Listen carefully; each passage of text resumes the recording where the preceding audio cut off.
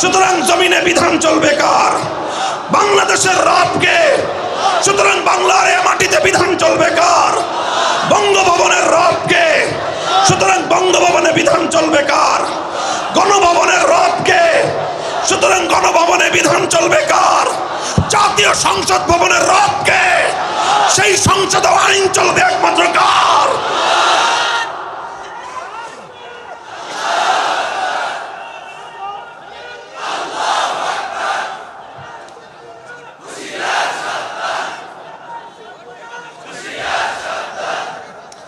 বুঝা গেল ব্যাপারটা?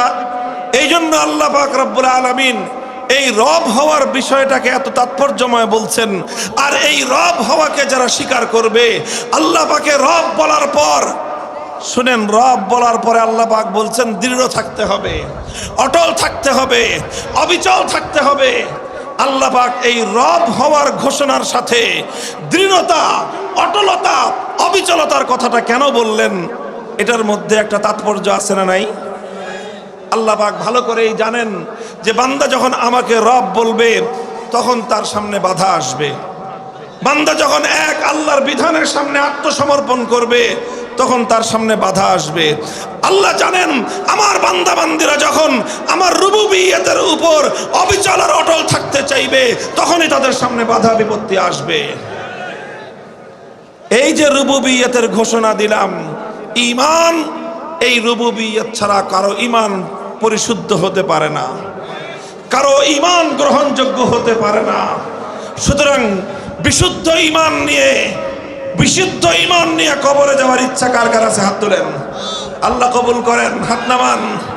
বিশুদ্ধ ঈমান নিয়ে যদি কবরে যেতে চান, আমার ব্যক্তিগত অ্যানালাইসিস, আমার গবেষণা হলো এই, আজকের পৃথিবীতে সবচেয়ে বেশি মুসলমান যেই প্রশ্নে ঈমান হারা হচ্ছে সেটা হলো মুসলমান আল্লাহকে সৃষ্টিকর্তা বিশ্বাস করে, মুসলমান আল্লাহকে রিজিক দাতা বিশ্বাস করে, মুসলমান আল্লাহকে হায়াতের মালিক বিশ্বাস করে, মুসলমান আল্লাহকে মৃত্যুর মালিক বিশ্বাস করে, মুসলমান আল্লাহকে রক্ষাকর্তা বিশ্বাস করে, এমনকি মুসলমান আল্লাহকে একমাত্র ইবাদতের উপযুক্ত বিশ্বাস করে।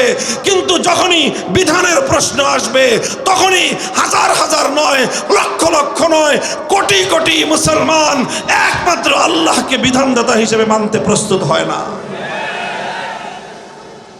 যদি এই কথাটা ভাঙতে চাই, যদি এটাকে বিশ্লেষণ করতে চাই, তাহলে ছাঁকনি দিয়ে ইমানদার খুঁজে পাওয়া কঠিন হবে। ভাই, ইমানকে মজবুত করেন। বিপ্লব আসবে, ইসলামের বিপ্লব ইনশাআল্লাহ। আমি তো বললাম, আল্লাহর নামের শপথ করে বলছি, ইসলামের বিপ্লব ইনশাআল্লাহ অত্যাসন্ন।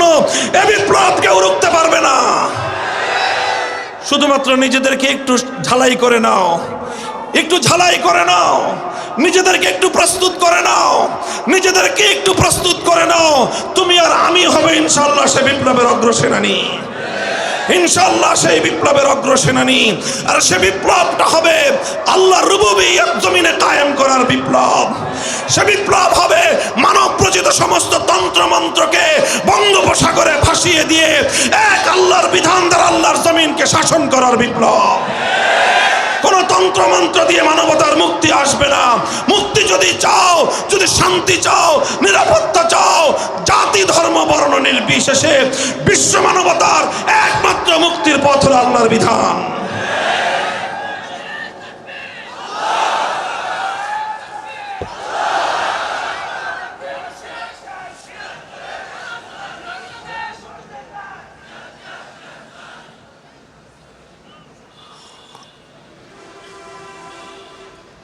এই রব হিসাবে মানি তো সবাই?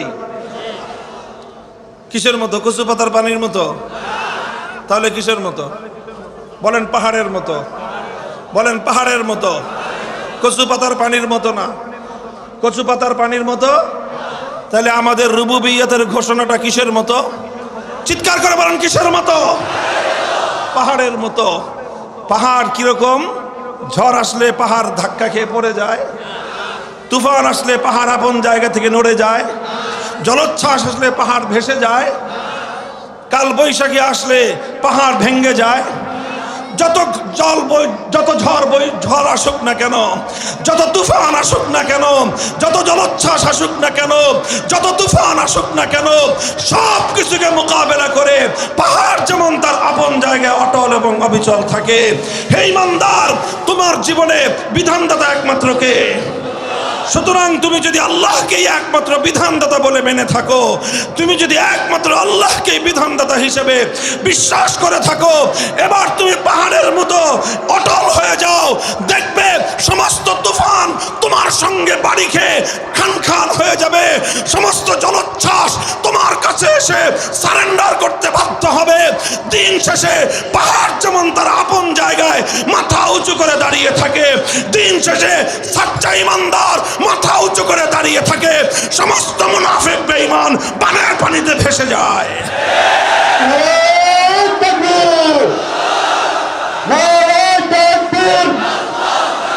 বিশ্বের মুসলিম তন্ত্রমন্ত্রের 300 খেলাফতের বাংলাদেশ, খেলাফতের বাংলাদেশ।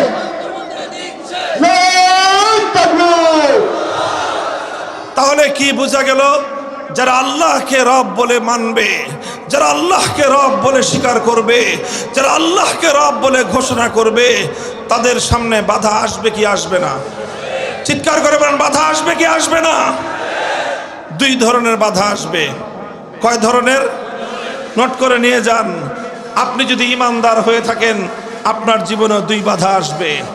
আপনি যদি এক আল্লাহকে রব বলে বিশ্বাস করে থাকেন, আপনার জীবনেও দুই বাধা আসবে।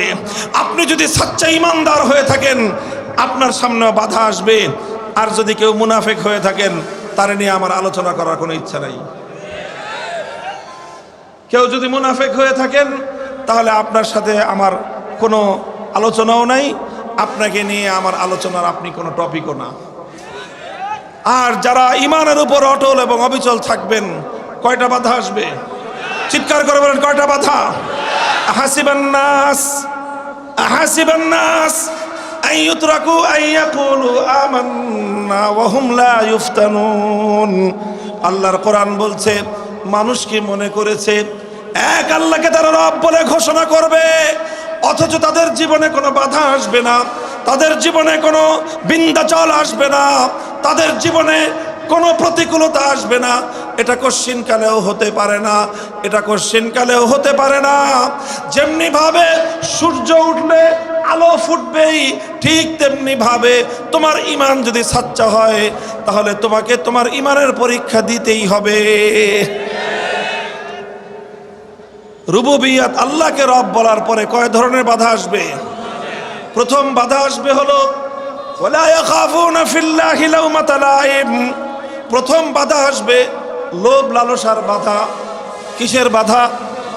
লোভ লালসার বাধা, স্বার্থের বাধা। ও দুনিয়ার মানুষ, তোমাকে তোমার ঈমানের পথ থেকে সরিয়ে দেওয়ার জন্য, এক আল্লাহর রুবুবিয়তের এই ঘোষণা থেকে তোমাকে বিচ্যুত করে দেওয়ার জন্য, তোমাকে তোমার ঈমানের অটল জায়গা থেকে সরিয়ে দেওয়ার জন্য তোমাকে লোভ দেখানো হবে।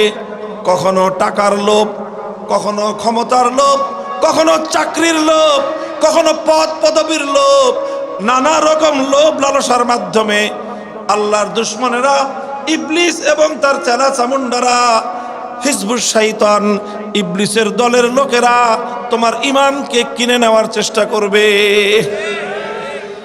প্রথম বাধা আসবে কিসের? জোরে বলেন, কিসের? লোভ আসবে, লালসা আসবে, প্রস্তাব আসবে। কখনো টাকার বস্তার প্রস্তাব আসবে, কখনো তোমাকে লক্ষ কোটি টাকা দেওয়ার অফার করা হবে, কখনো তোমার সামনে পদ পদবি দেওয়া হবে, কখনো তোমার সামনে দুনিয়ার স্বার্থের ডালি মেলে দেওয়া হবে। দুনিয়ার সব স্বার্থ থাকবে তোমার এক পাল্লায়, আরেক পাল্লায় থাকবে তোমার সাচ্চা ঈমান। তখন পরীক্ষা হবে, তোমার কাছে দুনিয়ার স্বার্থের মূল্য বেশি না তোমার ঈমানের মূল্য বেশি। এই বাধা আসবে প্রথম। স্বার্থ দিয়ে তোমার ঈমানকে কিনে নেওয়ার চেষ্টা করা হবে। যদি তুমি এই বাধা অতিক্রম করতে পারো, স্বার্থের সামনে যদি তোমার ঈমানকে তুমি বিক্রি না করে দাও, বরং স্বার্থকে লাথি মেরে তুমি যদি তোমার ঈমানের পথে, তুমি যদি তোমার আল্লাহকে একমাত্র বিধানদাতা মেনে নেওয়ার পর সেই আল্লাহর পথে তুমি যদি পাহাড়ের মতো অটল আর অবিচল থাকতে পারো, তখন তোমার সামনে আসবে দ্বিতীয় বাধা। কয় নম্বর বাধা? দ্বিতীয় নম্বর বাধা। দ্বিতীয় নম্বর বাধাটা কি? দ্বিতীয় নম্বর বাধার নাম হলো তোমাকে ভয় ভীতি দেখানো হবে। কিসের বাধা? জোরে বলেন, কিসের বাধা? তোমাকে ভয় ভীতি দেখানো হবে।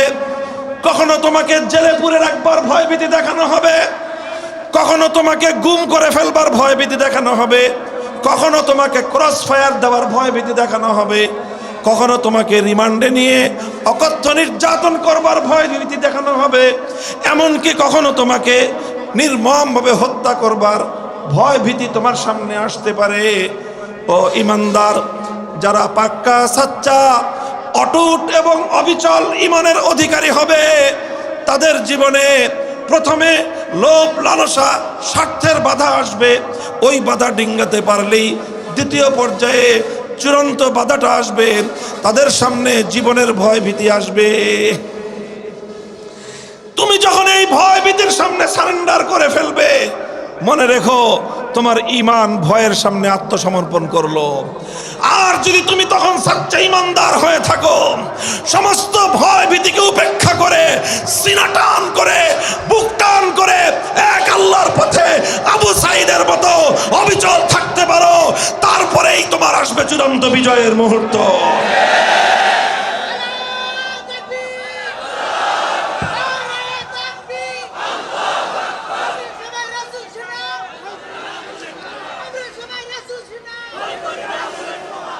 তাহলে প্রথম বাধাটা আসবে কিসের? জোরে বলেন। প্রথম আসবে লোভ লালসার বাধা। যদি এই বাধা আপনি অতিক্রম করতে পারেন, তাহলে দ্বিতীয় বাধার সম্মুখীন হবেন। আর যদি প্রথম বাধা আপনি অতিক্রম করতে না পেরে প্রথম বাধার সামনেই যদি আপনি সারেন্ডার করে বসেন, তাহলে আপনার জীবনে কোনোদিন ভয় আসবে না। আপনাকে কোনোদিন জেলখানায় যেতে হবে না, আপনাকে কোনোদিন জালিমের রক্তচক্ষুকে আপনার সামনে মোসরানি দেখতে হবে না, কখনো আপনাকে তাগুতের হুমকির সম্মুখীন হতে হবে না, কখনো আপনাকে কেউ ক্রসফায়ারের ভয় দেখাবে না, কখনো কেউ আপনাকে তুলে নিয়ে গিয়ে আপনাকে নির্যাতন করার ভয় দেখাবে না, কারণ আপনি তো স্বার্থের সামনেই নিজেকে বিকিয়ে দিয়েছেন। আর যদি আপনি স্বার্থের সামনে নিজেকে বিকিয়ে না দেন, আর যদি আপনি লোভ লালসার সামনে নিজেকে বিকিয়ে না দিয়ে ঈমানের পথে অটল আর অবিচল থাকতে পারেন, তখন অবশ্যই আপনার সামনে দ্বিতীয় বাধা আসবেই, আসবেই, আসতেই হবে। যদি আপনি তখন অটল থাকতে পারেন, যদি কেউ দ্বিতীয় ভয় ভীতির বাধার সামনে অটল আর অবিচল থাকতে পারে, তাহলে পরিণাম হবে আহাদুল আমরাইন, পরিণাম দুইটার যে কোনো একটা হবে। পরিণাম বলেন, পরিণাম কয়টা হবে? দুইটার যে কোনো একটা, দুটো একসাথে হবে না। কি হবে? হয় এটা না হয় এটা। কুল হাল তারাব্বাসুনা বিনা ইল্লা ইহদাল হুসনাইন ইম্মাল ফাতহু ওয়া ইম্মা শাহাদা। তোমার সামনে যদি তুমি ভয় ভীতির বাধাকে অতিক্রম করতে পারো, তুমি যদি ভয় ভীতির বাধাকে তুড়ি মেরে উড়িয়ে দিতে পারো, তুমি যদি ভয় ভীতির বাধাকে যদি তুমি দুপায়ে দলতে পারো, তাহলে তোমার পরিণাম হবে দুটোর যে কোনো একটা। কখনো তোমাকে শাহাদাতের রক্ত দিয়ে আল্লাহর চির জান্নাতের সুখের জান্নাতের মেহমান হতে হবে, আর না হয় কখনো আল্লাহ পাক রব্বুল আলামিন তোমাকে এমন বিজয় দান করবেন, সমস্ত তাগুতের মাথা তোমার সামনে আল্লাহ পাক নত করে দিবেন। ইম্মাল ফাতহু ওয়া ইম্মা শাহাদা, হয় তোমাকে শহীদ হতে হবে, আর না হয় তুমি গাজী হয়ে বিজয়ের ঝান্ডা নিয়ে বাড়িতে ফিরবে। এই মুসলমান, ভয় কিসের? জন্ম নিচ্ছে কয়বার? জোরে বলেন, জন্মেছি কয়বার? মরবো কয়বার? জোরে করে বলেন, মরবো কয়বার? যদি তুমি দুনিয়ার জন্য মরো, তোমার সেই মরণ একটা পশুর মৃত্যুর চেয়ে বেশি কিছু নয়। তুমি যদি ব্যবসা করতে গিয়ে মরো, তোমার সেই মরণ একটা স্বাভাবিক মৃত্যু। তুমি যদি রোড অ্যাক্সিডেন্টে মারা যাও, সেটা একটা স্বাভাবিক মৃত্যু। তুমি যদি শত্রুর সাধারণ আক্রমণে তুমি যদি মারা যাও, সেটা একটা সাধারণ মৃত্যু। আর তুমি যদি আল্লাহর দিনের পথে অটল আর অবিচল থাকতে গিয়ে দিনের দুশমনদের আক্রমণে তোমার যদি প্রাণ যায়, তাহলে তোমার সেই মরণ, তোমার সেই আত্মত্যাগ, তোমার সেই জীবন দানের নাম হলো শাহাদাতের মৃত্যু।